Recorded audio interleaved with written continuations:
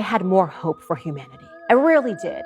I remember when I was seeing photos, actually it was one particular photo, it was of Mark Zuckerberg. He was testing VR glasses. I don't know if it was at some conference.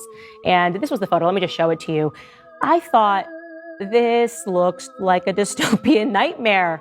The way that he's smiling, he always looks evil. There's something about him that he just looks like he's going to turn into an alien.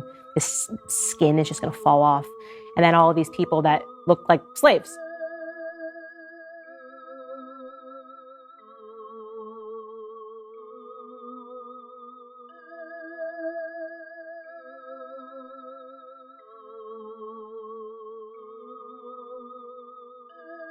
Here is a person presumably commuting to work the other day on the subway.